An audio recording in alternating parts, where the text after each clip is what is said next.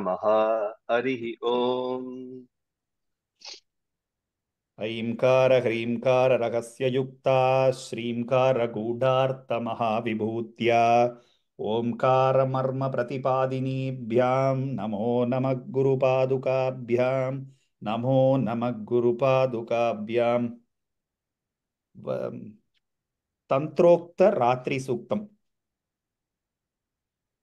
विश्वेश्वरीं जगद्धात्रीं विश्वेश्वरीं जगद्धात्रीं विश्वेश्वरीं जगद्धात्रीं विश्वेश्वरीं जगद्धात्रीं स्थितिसंहारकारिणीं स्थितिसंहारकारिणीं स्थितिसंहारकारिणीं स्थितिसंहारकारिणीं निद्रां भगवतीं विष्णोर् निद्रां भगवती विष्णोर्निद्रां भगवती विष्णोर्निद्रां भगवती विष्णोर् निद्रां भगवतीं विष्णोर् निद्रां भगवतीं विष्णोर्निद्रां भगवतीं विष्णोर्निद्रां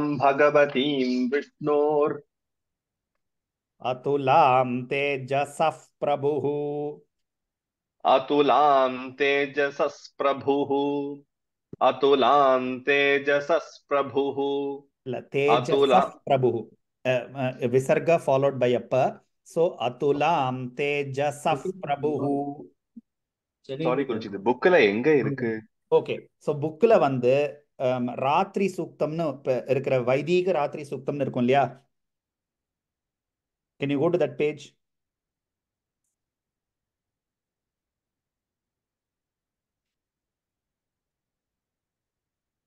You will Anyone know the page number? it will be after the nyasams. Keep going forward after the nyasams. After the Ekadasha nyasams, Okay. you will see something called Ratri Suktam. Ratri Yeah, iti Suktasya ஆரம்பிக்கும்.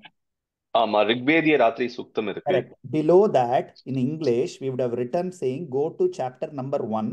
Some shloka number will be mentioned. 71 to 87. Correct. So go to chapter 1, go to that shloka. Okay, got it. Thank you. I will start from the beginning. Yes. Okay, so today we are doing Tantrokta Ratri Suktam. Those who are not able to do the Vaidika Rigvediya Ratri Suktam, there is an alternate to it, which is called as Tantrokta Ratri Suktam. This is Puranokta Ratri Suktam.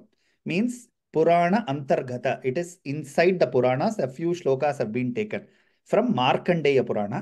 And those are the shlokas we will be chanting for Ratri Suktam. These shlokas are present in chapter number 1. Shloka number ennadapa? 71 to 87. 71 to 87. Chapter 1, 71 to 87. So again, we will repeat the same shlokas when we are doing chapter 1.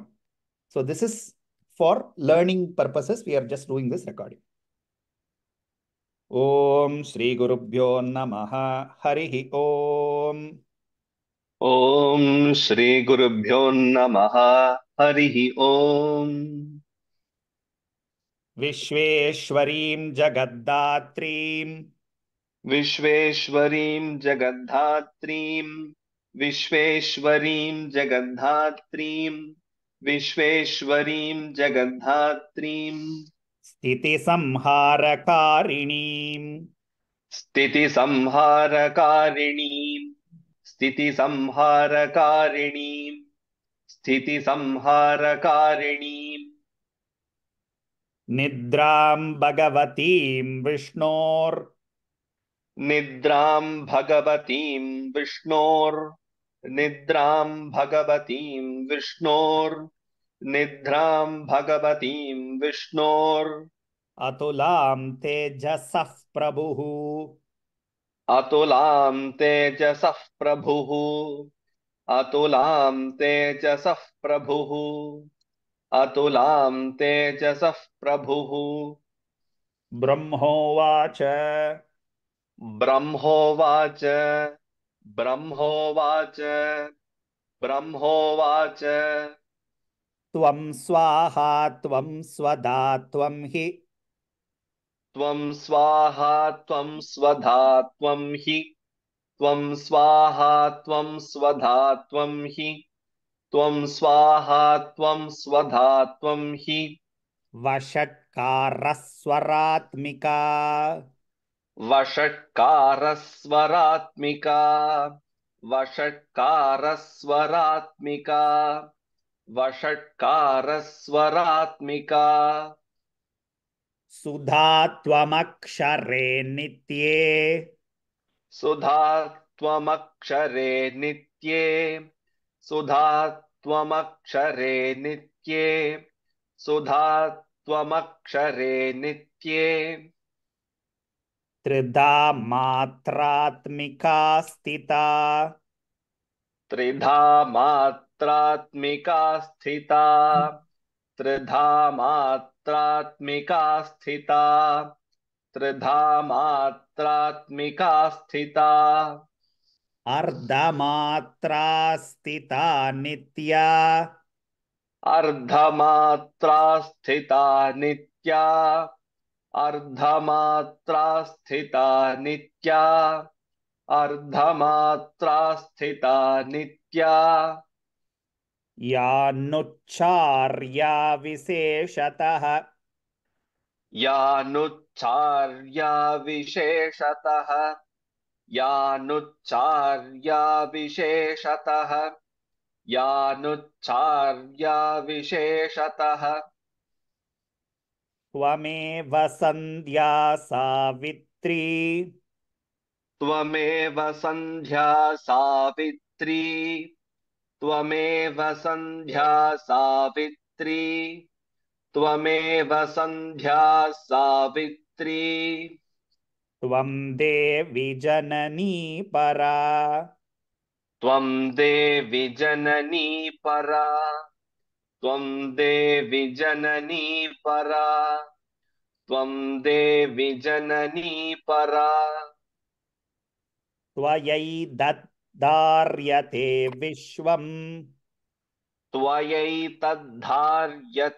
विश्वम् त्वयैतद्धार्यते विश्वम् त्वयैतद्धार्यते विश्वम् त्वयैतत्सृज्यते जगत् त्वयैतत्सृज्यते जगत् त्वयैतत्सृज्यते जगत् त्वयैतत्सृज्यते जगत्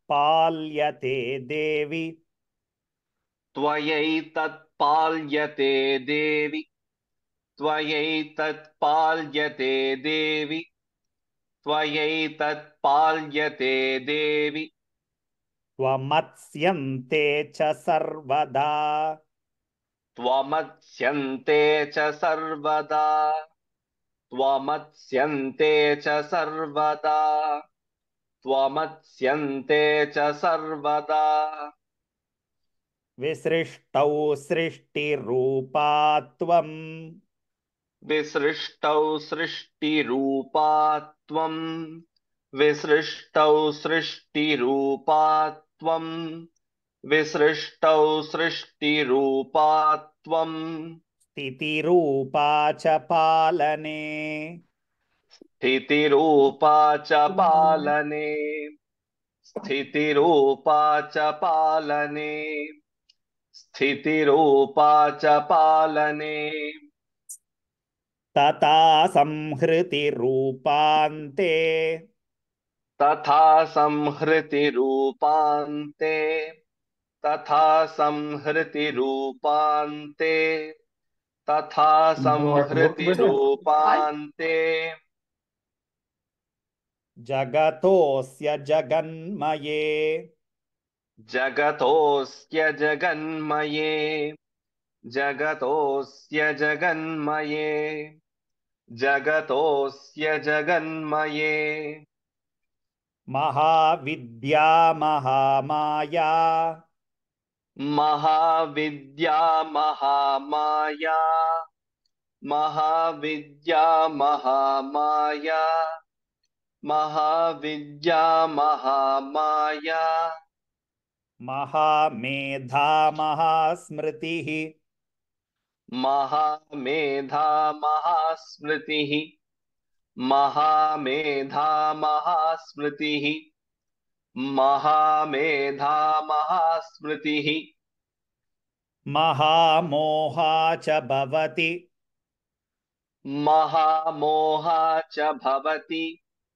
महामोहा च भवति महामोहा च भवति महादेवी महेश्वरी महादेवी महेश्वरी महादेवी महेश्वरी महादेवी महेश्वरी प्रकृतिस्त्वं च सर्वस्य प्रकृतिस्त्वं च सर्वस्य प्रकृतिस्त्वं च सर्वस्य प्रकृतिस्त्वं च सर्वस्य गुणत्रयविभाविनी गुणत्रयविभाविनी गुणत्रयविभाविनी गुणत्रयविभाविनी कालरात्रिर्महारात्रिर् कालरात्रिर्महारात्रिर् कालरात्रिर्महारात्रिर् कालरात्रिर्महारात्रिर् मोहरात्रिश्च दारुणा मोहरात्रिश्च दारुणा मोहरात्रिश्च दारुणा मोहरात्रिश्च दारुणा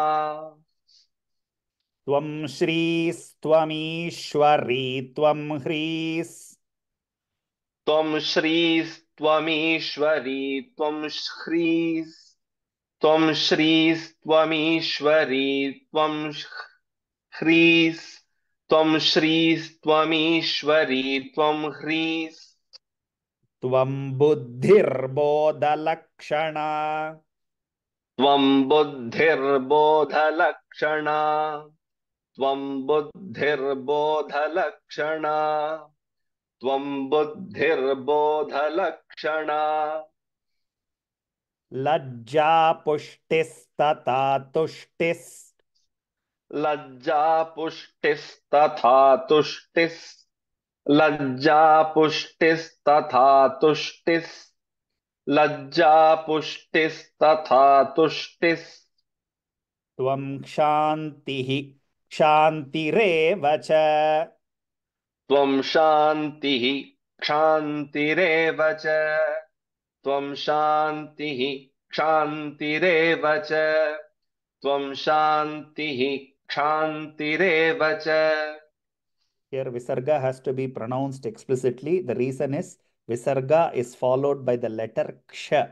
So always there is a rule. If the Visarga is followed by the letter Ksha, the Visarga needs to be pronounced, although the Visarga comes in the middle of a sentence. Khadgini, Shulini, Gora. खड्गिनी Shoolini घोरा खड्गिनी शूलिनी घोरा खड्गिनी शूलिनी घोरा Gadini, Chakrini, Tata. गदिनी चक्रिणी तथा गदिनी चक्रिणी तथा गदिनी चक्रिणी तथा शङ्किनी चापिनी बाण शंखिनी चापिनी बाण शंखिनी चापिनी बाण शंखिनी चापिनी बाण भुषुण्डी परिघायुधा भुषुण्डी परिघायुधा भुषुण्डी परिघायुधा भुषुण्डी परिघायुधा सौम्या सौम्यतरा शेष सौम्या सौम्यतरा शेष सौम्या सौम्यतराशेष सौम्या सौम्यतराशेष सौम्येभ्यस्त्वति सुन्दरी सौम्येभ्यस्त्वति सुन्दरी सौम्येभ्यस्त्वति सुन्दरी सौम्येभ्यस्त्वति सुन्दरी परापराणां परमा परापराणां परमा परापराणां परमा परापराणां परमा त्वमेव परमेश्वरी त्वमेव परमेश्वरी त्वमेव परमेश्वरी त्वमेव परमेश्वरी यच्च किञ्चित् क्वचिद्वस्तु यच्च किञ्चित् क्वचित् वस्तु यच्च किञ्चित् क्वचिद्वस्तु यच्च किञ्चित् क्वचिद्वस्तु तदसद्वाकिलात्मिके सदसद्वाखिलात्मिके सदसद्वाखिलात्मिके सदसद्वाखिलात्मिके तस्य सर्वस्य या शक्तिः तस्य सर्वस्य या शक्ति तस्य सर्वस्य या शक्ति तस्य सर्वस्य या शक्ति सा त्वं किं स्तूयते मया सा त्वं किं स्तूयसे मया सा त्वं किं स्तूयसे मया सा त्वं किं स्तूयसे मया Is it stuyase in your book? Yeah. Okay. So in the sentence, while chanting this sentence, the Shakti and Sa is coming. So you have to still follow the same rule when you're chanting as a full sentence. Tasya sarvasya ya shakti sa tvam kim stuyase maya. It goes like that. Can you chant the full line? Sure.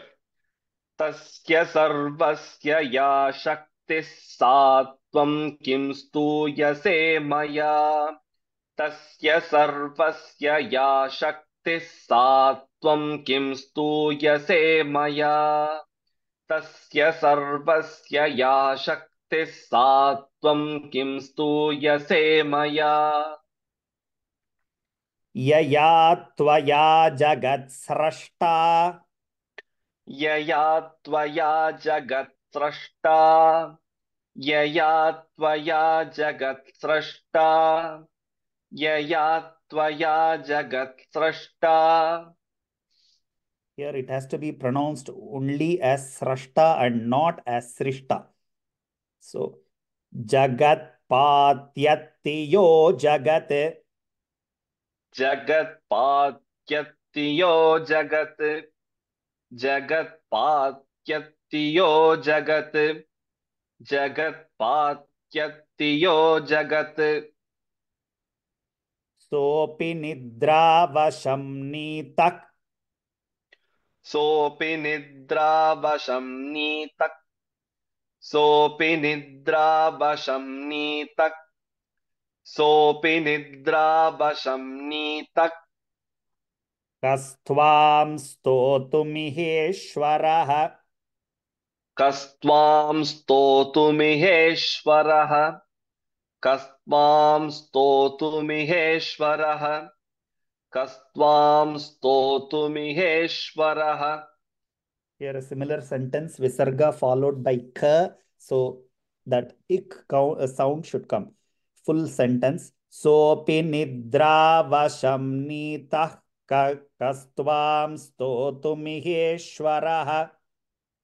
सोऽपि निद्रावशं नीतः कस्त्वां स्तोतुमिहेश्वरः सोऽपि निद्रावशं नीतः कस्त्वां स्तोतुमिहेश्वरः सोऽपि निद्रावशं नीतः कस्त्वां स्तोतुमिहेश्वरः विष्णुः शरीरग्रहणम् विष्णुः शरीरग्रहणम् विष्णुः शरीरग्रहणम् विष्णुः शरीरग्रहणम्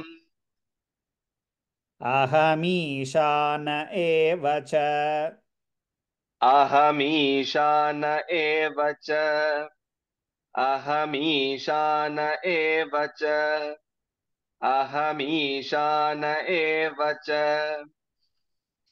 कारितास्ते यतोतस्त्वाम् कारितास्ते यतोतस्त्वाम् कारितास्ते यतोतस्त्वाम् कारितास्ते यतोतस्त्वाम् कस्तोतुं शक्तिमान् भवेत् कस्तोतुं शक्तिमान् भवेत् कस्तोतुं शक्तिमान् भवेत् कस्तोतुं शक्तिमान् भवेत् Here, the has a halant, so kastotum shaktiman bhavet. So that the sound should come. कस्तोतुं शक्तिमान् भवेत् कस्तोतुं शक्तिमान् भवेत् कस्तोतुं शक्तिमान् भवेत् सात्वमित्तं प्रभावैः सा त्वमित्थं प्रभावैस्वै सा त्वमित्थं प्रभावैस्वै सा त्वमित्थं प्रभावैस्वै रुधारैर्देवि संस्तुता रुदारैर्देवि संस्तुता रुदारैर्देवि संस्तुता रुदारैर्देवि संस्तुता In case you are doing prabhavai swair, then it becomes udarair devi samstuta. So whichever way is convenient for you.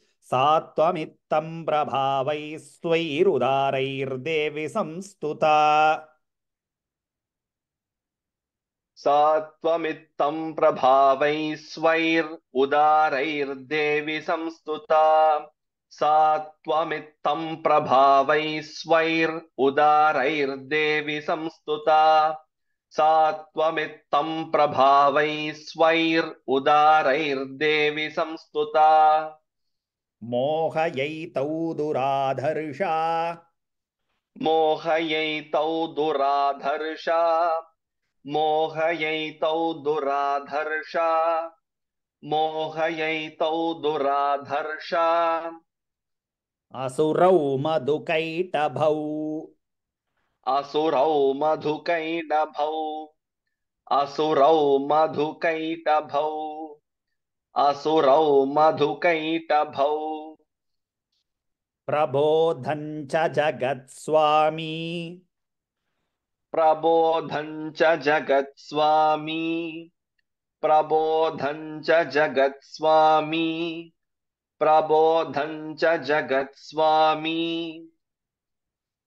नीयतामच्युतो लघु नीयतामच्युतो लघु नीयतामच्युतो लघु नीयतामच्युतो लघु बोधश्च क्रियतामस्य बोधश्च क्रियतामस्य बोधश्च क्रियतामस्य बोधश्च क्रियतामस्य हन्तु मे तौ महासुरौ हन्तु मे तौ महासुरौ हन्तु मे तौ महासुरौ हन्तु मे तौ महासुरौ ॐ श्री जगदम्बार्पणमस्तु ॐ श्री जगदम्बार्पणमस्तु ॐ श्री जगदम्बार्पणमस्तु ॐ श्री जगदम्बार्पणमस्तु समर्पणमस्तु।